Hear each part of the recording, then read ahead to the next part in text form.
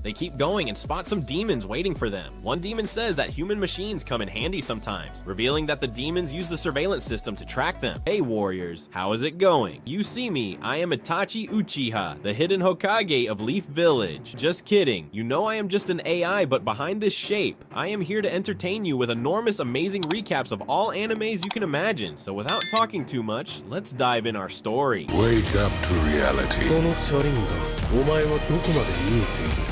Nothing ever goes as planned in this accursed world.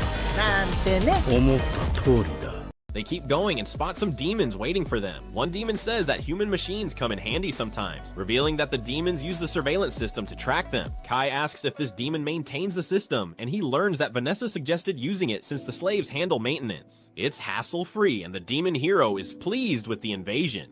The demon is curious why they'd risk a suicidal mission. Kai asks him to lead them to Vanessa, but the demon says he'll use them for his own amusement. He and the other demons then attack Kai, but Ren quickly flies him out of the way and takes him to the stairs leading to the next floor. She blocks off the demons and tells Kai to go ahead while she handles them. Kai isn't happy with this plan, but has no choice, so he moves forward. The demons then catch the scent of every race coming from Ren, and they're confused about what she is. Ren says she doesn't know and admits she hates demons. Then she gets ready to attack them with her magic. Kai then finds Van's room and is surprised to see that the demon hero is a hot succubus. We then cut to Jean battling the demon from earlier with the others backing her up with gunfire. Jean tries to strike the demon, but he grabs her sword and attacks her with fire magic. Her elven garment protects her, and the demon realizes this. Jan's sword then transforms into a bow, and she uses it to take down the demon. Before dying, the demon notices that Jean is using angelic and elden magic items, and warns her that these items will drain her life force because humans can't use magic properly. Jean finishes him off and says she chose death willingly. She explains that's the kind of resolve a human needs to defeat demons. Another demon drops down from above to attack Jane, but Fallon swoops in to save her. The demon recognizes Fallon and wonders if she's the Dragonar who wields a drake named Fong. Fallon denies it, and Jean hopes things are going well on the top floor. The scene shifts to the top floor, where Vanessa asks Kai if he's not surprised that the strongest demon is a succubus. Kai says he's not surprised at all. And Vanessa finds him interesting. She mentions she wanted to charm him into becoming her slave, but didn't expect his reaction. She asks if he's the commander who uses the elven garment. Kai says he's not, he's just an outsider. Kai says he's from a world where she was defeated, but Vanessa tells him no such world exists. Kai doesn't care if she believes him or not. He explains he ended up in this world against his will, and that according to the history he remembers, the Great War of the Five Races ended years ago. Vanessa asks Kai which race managed to defeat her, and she's amused to find out it was the humans. She wants to know which human did it, and Kai tells her it was Sid. The name triggers some memories for Vanessa, but she quickly pushes them aside and tries to use her magic on Kai. But Kai cancels her spell. Kai then attacks, only to discover it's an illusion. Vanessa strikes from behind, but he dodges. She notices his weapon is unusual and realizes it must be from his old world. Kai asks if she believes him now, but she dismisses him as arrogant and hits him with a powerful flame spell. He deflects the attack, surprising her. Vanessa then unleashes a spell meant to destroy any race. The spell shakes the entire building, but Kai uses Code Holder to protect himself, leaving Vanessa amazed that he's still standing.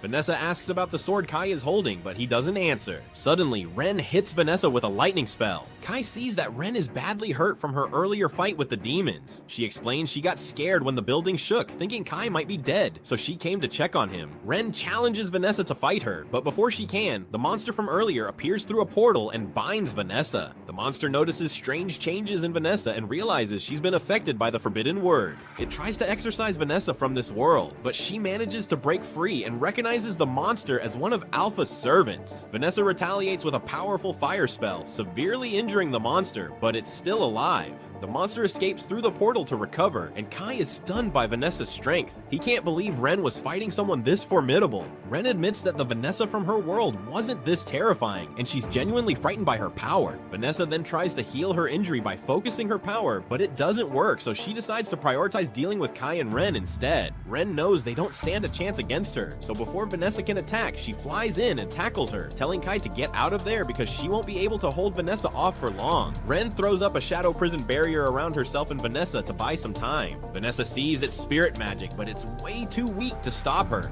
Ren gets thrown back when Vanessa breaks through the barrier, but before Vanessa can finish her off, Kai charges in to attack. Since Vanessa is focused on him now, she redirects her blast at him instead. Kai manages to block most of it, but he still looks pretty messed up.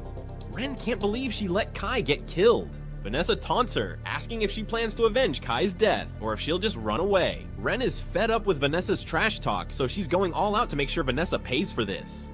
Ren unleashes her full power. Her body starts showing traits from all 5 races. Vanessa thinks it's amusing, but Ren isn't messing around anymore. She lands a solid punch, wiping the smile off Vanessa's face. In this new form, Ren can actually go toe-to-toe with Vanessa and push her around, but it turns out Vanessa was just playing with her. Vanessa finds Ren's chaotic form fascinating, but she questions why Ren didn't use it sooner. If she had, she might have bought enough time for Kai to get away. Vanessa wonders if Ren was scared to show her true nature, or if she was worried about being called a monster. Ren starts crying, but Vanessa reminds her that she only has herself to blame. Vanessa is the demon hero and will do whatever she wants, but Ren had the chance to save Kai and didn't go all out because she was afraid. It's her hesitation that got Kai killed. As much as Ren hates to admit it, Vanessa is right. It's her fault Kai is dead, but that doesn't matter now. Nothing she does can bring Kai back, so she just wants to die and take Vanessa down with her. She grabs Vanessa's hand to slap a curse on her. Before Vanessa even realizes what's happening, blood droplets start oozing from her skin. These drops are Van's life force, and there's no way to defend against them. They'll keep falling until both Vanessa and Ren are dead.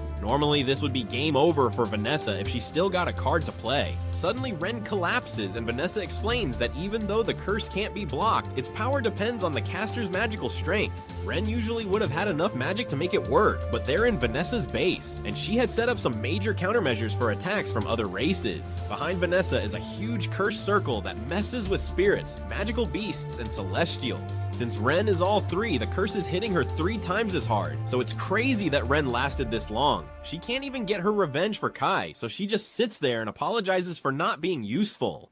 Vanessa is getting fed up with Ren's weak act, so she gets ready to finish her off with one last blast. But before Ren gets killed, the blast is blocked by Kai, who is somehow still alive. He tells Ren there's no need to apologize and that she was actually really helpful because her fight with Vanessa gave him enough time to wake up. Ren can hardly believe Kai is still alive, and Vanessa can't either. So she asks him how he survived because no human should still be standing after that. Kai remembers using the code holder to protect himself from the blast, which is the 2nd time it saved his life in this fight. But he keeps that to himself and just gets ready to face Vanessa. Vanessa's pissed that Kai would dare challenge her, so she reminds him he's just some trash who survived by luck. Her last attack almost killed him, and the only reason she couldn't finish him off was because Ren was keeping her busy. Kai says he's fighting so hard because Ren risked her life for him, so he's gonna do the same for her. Vanessa has got a look of intrigue and asks Kai if he's got some kind of plan to take her down because she's really curious to see what he's got. Humans always talk big about showing their potential, but she's never been impressed by any of them. The spirit hero, the celestial hero, and the beast hero have been a pain in her side, but at least she respects their power. When it comes to humans though, she hasn't met one she can respect, unless Kai's about to claim he's strong enough to be humanity's hero. Kai tells her he's not aiming to be humanity's hero, but she asks to see what a human can do, so he's going to show her exactly how powerful a human can be. From here on out, he's facing Vanessa as a stand-in for all of humanity. Even though Vanessa can't imagine what he could possibly do to beat her, she decides to take him seriously. She uses her magic to summon a mini meteor to smash Kai, but Kai slices it into pieces with the code holder. Vanessa is impressed he cut through her magic so easily, but she's far from done, so she starts casting a bunch of Hela spells while she's at it. Kai calls Aslan and tells him to cut the power, so all the lights in the place go out. Vanessa realizes she can't see anything, even though she's got a literal flame on her shoulder. And since Kai doesn't have any magic, she can't sense him either. But even without magic, the sword is loaded with magical energy, so she targets the sword with her Hellflame attack. As the dust clears, she's shocked to find Ren holding the code holder while Kai is already behind her. All those years Kai spent training finally pay off. He locks Vanessa in a combo and has Ren toss his sword over so he can finish her off. The last thing Vanessa says before getting sliced is, "I guess I lost. Good game, human." As Vanessa collapses to her knees, her body starts falling apart from all the damage. Ren and Kai notice something's up with her, and then Vanessa's memories come flooding back. She remembers everything about Sid and the whole world reincarnation deal. She can't believe she let herself fall for it after Sid warned her something like this could happen. After hearing that Vanessa knows about Sid, Kai starts grilling her to spill all the details. Vanessa tells him about this crazy thing called world reincarnation that Sid talked about. Apparently someone messed with the timeline and changed history, so Kai's gotta find this person, who's probably one of the other 3 heroes. Sid saw this world reincarnation coming, which is why he gave Vanessa his sword to keep it safe from enemies. That sword's the key to fixing all the mess made to this world. Kai is curious why Vanessa and Sid would team up when they're supposed to be enemies. Vanessa explains that she did fight Sid once, but he earned her respect as a serious fighter, and they ended up working together. There's a lot about the old world Kai doesn't know, so Vanessa warns him to watch out for the Zero Code. It's some seriously tricky magic. On top of that, Vanessa tells Kai, "You did a damn good job against me," and she was really impressed. From his plan to use the darkness to his guts and combat skills, she now gets what he means by human spirit. Even though she's pissed about losing, she'd love to face him again. And if they meet up next time, she's planning to have a lot more fun with him, but as a succubus. Kai's kind of speechless after what Vanessa just said, but the fight's exhaustion hits him, and he ends up dropping to his knees. Still, he's relieved he actually took down Vanessa. Word about Vanessa's defeat spreads fast, and soon all the human survivors are back at the Uchiha Federation, ready to start taking it back. Things are finally looking up for the humans. But while everyone's celebrating the win, Kai's stuck on what to do next. Ren notices he's off and asks if something's wrong. Kai mentions he thought something happened to them, which is why they're the only ones who remember the old world. But if Vanessa is right, then it's actually the other way around. The world got flipped upside down, and somehow they're the only ones who stayed the same. Ren says she wants things to go back to how they were because this new world freaks her out. And Kai's on the same page, but he's got no clue how they'll set everything straight. Just then, Jean rolls up to Kai and Ren to show her thanks. Even though the place is a wreck right now, the only reason humans managed to take back their city is because of what Kai and Ren did. That's why she wants to thank them on behalf of the rebel army, but she notices Kai and Ren don't seem too thrilled despite their win. Kai tells her he's actually relieved he won because he doubts he'd be able to take Vanessa down if they cross paths again. Now that Vanessa is out of the picture, humans can rebuild the city, and maybe even make it better than it was before. But that's a job for someone else, not her. The folks who were around when the Federation first fell to the demons would be way better at leading the rebuilding efforts, so Jean is not stepping up for that. But if she's not gonna help with the rebuild, Kai and Ren ask what her plan is. Jean explains there are 3 other federations that got taken over by the other races. The Iowa Federation, the Ulan Federation, and the Schultz Federation. Each one's under control of a different race, and each has a human rebel army fighting back. She plans to head out and kick off a big operation to support the rebel fronts. The word about Vanessa's defeat has spread all over, and humans everywhere are more fired up than ever. That's why Jean's hoping Kai and Ren will come with her to help out the other rebel armies. If they team up, they might be able to pull off what the humans in Kai's old world did and kick out all the other races. Jean's going to personally lead the soldiers and make sure Kai and Ren get all the support they need, so she's asking Kai to fight alongside them. Kai looks a bit shell-shocked for a second, so Jean makes sure to mention he'll be well compensated for all this hero stuff. But it's not like Kai is not down to help humanity win. He was just thinking about how grown up this version of Jean is. In his old world, John was amazing, but had this kid side too, like calling him up during his training, dragging him on shopping trips, and stressing over her future with friends. But it's hard to picture this Jean doing any of that. Kai agrees to team up with Jean to fight the other races and free humanity. He reaches out his hand for a handshake, and they seal the deal. They head down to the ground floor where Jean pumps up the soldiers, asking if they've all had a good rest. They're all buzzing with energy since this is the first time they've slept without freaking out about demon attacks. They're stoked about taking back Uchiha, and Jean fills them in on the plan to reclaim the other federations. Meanwhile, Kai tells Ren he's going to finish this 5 races war himself. If there's no Sid to save the day, then it's on him to step up and be humanity's hero.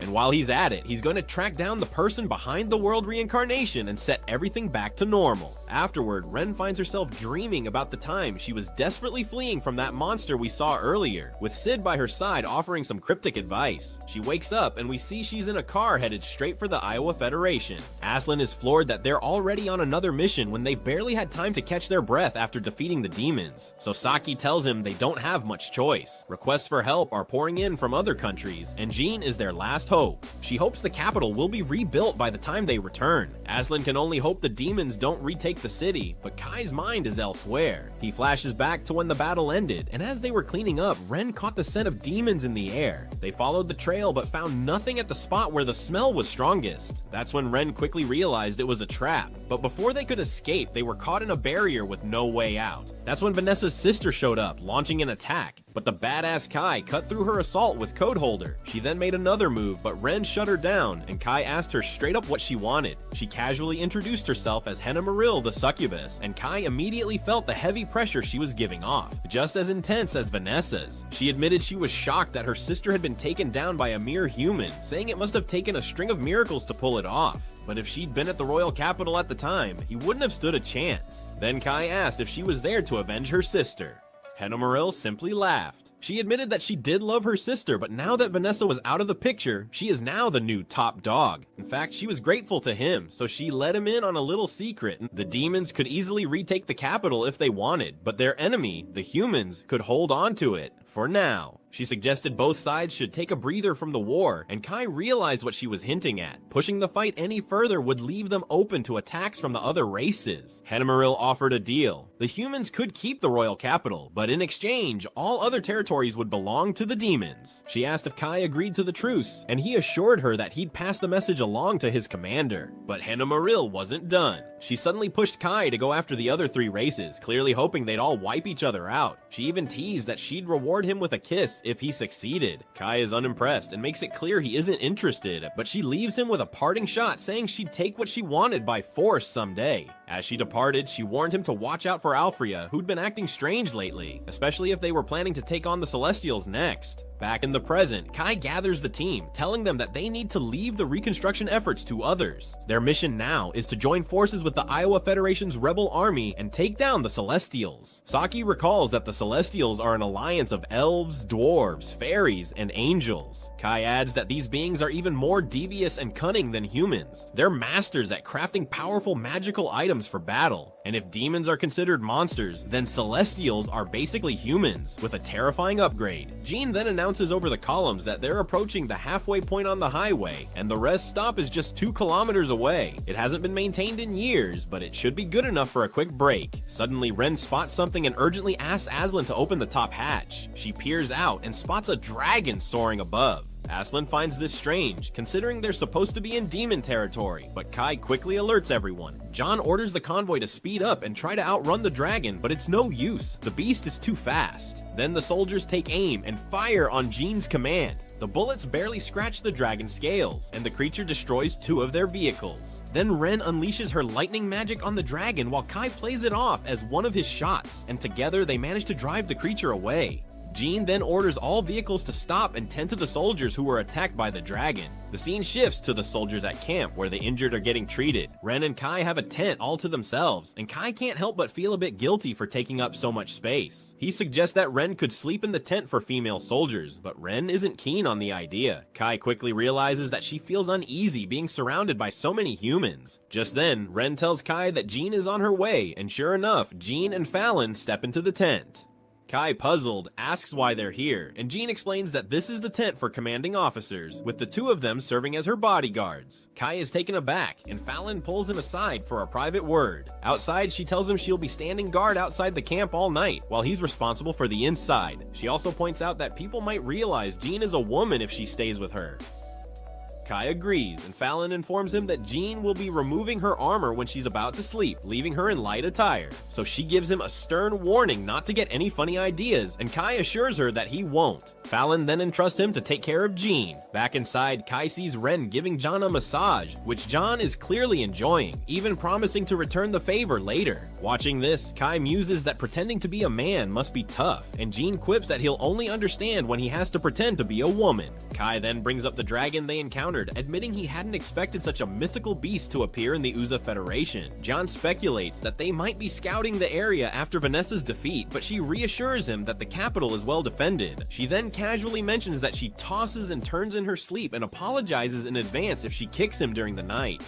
Later, as they sleep, we see Kai struggling to catch even a wink of rest, with both Jean and Ren clinging to him in their sleep. The next day, the journey continues, and Aslan quickly notices that Kai looks absolutely exhausted. He assumes it's because Kai's been up all night guarding Jean, and Kai, too drained to argue, just lets the misunderstanding slide. As they press on, Ren spots the imposing border wall in the distance, and Aslan informs the group that they're about to cross into the Io Federation. Jean then briefs everyone, saying their destination is Cathiopia City, which is just outside the capital and where the rebel army has set up base. As they drive towards Cathiopia, Saki is on edge, ready to blast any celestial that crosses their path, confident that their weapons are more effective against them than other races. Kai, trying to keep things under control, tells her to chill out before she ends up shooting a human by mistake. Because the Celestials and humans look almost identical, Jean then gives the order to stop the vehicles, and they continue the journey on foot. Along the way, Ren casually picks some fruit and starts munching on it. Kai then asks if it's safe to eat, and Ren assures him it is, but then admits her tongue tingles slightly. Kai quickly informs her that the fruit is poisoned, which she finds hard to believe since she's eaten them before in the Elven Forest, leaving Kai puzzled as to why these fruits from the Elven Forest would be here. Fallon steps in to clarify, explaining that the Celestial invasion has merged the Elven Forest with the human city. When they finally arrive at the Rebel Army's headquarters, they're greeted by cheers from the humans in the area. The members of the Rebel Army also salute them as they enter.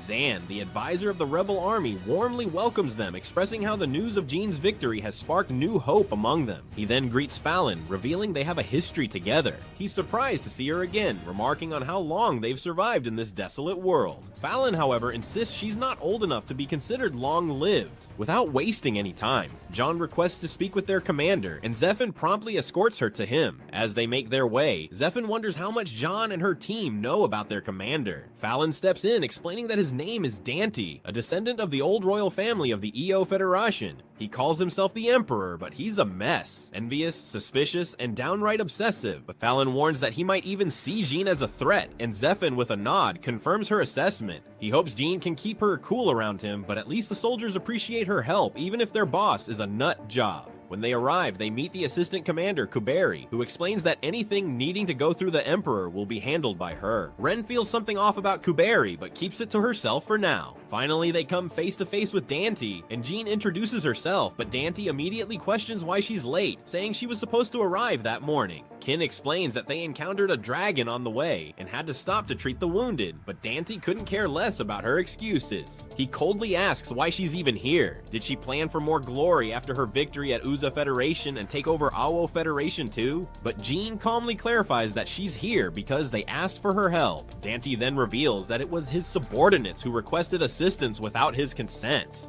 Keen figures that Dante doesn't want to be ruled by the Celestials, and he grudgingly agrees. She cuts straight to the point, telling him that chasing after glory is pointless right now. If he wants honors, he needs to start acting like he deserves them, because in the end, it's the soldiers who decide who is to be praised. She adds that if he steps up and leads like a true commander, the people will respect and praise him.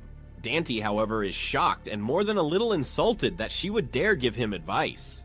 The scene shifts to a strategy meeting between Jean's forces and the rebel army. Stefan lays out the situation, explaining how the angels, fairies, dwarves, and elves are spread across the land, but admits that these areas are uncharted territory for humans. Jean quickly realizes this means they have no clue where the celestial hero is hiding, so she boldly offers to lead the search herself. She asks Dante for permission to borrow some elite soldiers, but Dante shuts her down, claiming it's foolish for a general to be on the front lines. Jan is undeterred and responds that she's willing to put her life on the line for the soldiers who are fighting for these lands, inspiring the rebel troops with her words. Later that night, we catch Ren getting Aslan to cook something unique. The dish looks so horrid that Aslan seriously doubts whether it's even safe to eat. Ren assures him she's had it before, but Aslan remains skeptical. Meanwhile, Aslan casually asks Kai if he noticed Kuberi during the meeting, commenting on her beauty, and Kai is surprised to see that Ren is also curious about Kuberi. The next day, Jean is out scouting the Elven Forest with the rebel army. While back at the camp, the Emperor is grumbling about how reckless John is for scouting herself. Kuberi agrees, saying that a general should stay in the camp and command the army. Dante is paranoid about Jean's growing influence and worries that she's swaying the soldiers with her boldness. Kuberi, however, reassures him that there's no need for the Emperor to worry about this. So he says that Kuberi is the only true subordinate to him, and Kuberi secretly smirks at how gullible Dante is. When Jean returns returns from her scouting mission, she immediately starts drafting a map based on her findings. Kai notices that Fallon was worried sick about Jean, and when Jean brushes it off, Fallon's anger bubbles up, and she warns Jean that a serious lecture is coming her way. Later, after the strategy meeting, Jan lays out the details of her scouting mission, revealing that they've managed to identify the patrol routes of the elves. She outlines the next steps, continued exploration, and the development of an invasion strategy. She asks for everyone's cooperation, and the soldiers are eager to work with her. Once the meeting wraps up, Ren impatiently asks Kai when they'll get to fight the angels and elves. Kai explains that they'll engage only after they're fully prepared, and Jean cautions that the Celestials are cunning. Ren isn't thrilled by the delay, but Kai reminds her that they'll meet her strength when facing Alpha. Ren then notices that Kuberi and Dante are conspicuously absent, and Kai speculates that they're not too keen on leading from the front lines. Meanwhile, Dante is bitter over Jean's growing success, so Kuberi hands him a piece of paper, suggesting that they need to accomplish something even more impressive to regain the upper hand. She tells Dante that achieving this will solidify his position again, and Dante laughs as he reads the plan. He then informs Zephyr that he plans to personally lead the soldiers into the Elven Forest, intending to capture elves and angels as prisoners of war. Zephyr is taken aback, doubting the feasibility of this plan, but Dante arrogantly reassures him, revealing that he already has a flying column deep in the forest. He declares that they're leaving immediately, but Zephyr tries to caution him, pointing out that this could mess up their coordination with the Uza rebel army. But Dante is too full of himself to care. He cuts him off and orders Zephyr to keep his mouth shut and not share this intel with the Uza rebel army. As John and her team return from yet another meeting, Ren pulls them aside, expressing her suspicion that Kuberi might not be human. Elsewhere, we're shown the aftermath of a crushed rebel army. Above the scene, a castle hovers ominously, and inside, Alfred informs the dwarves and elves that the angels plan to sever ties with them. They're stunned by the news, and they curiously ask about the monstrous figure lurking behind Alfred, but he offers no explanation. To all Leaf Village ninjas, that is it for today. Recap, do not forget to join our clan, our army, my friend. You can do that by clicking that red button below the video. Destroy it for me with that bell. To follow us on YouTube with many videos to come in the following days. So see you later, bro. Peace out.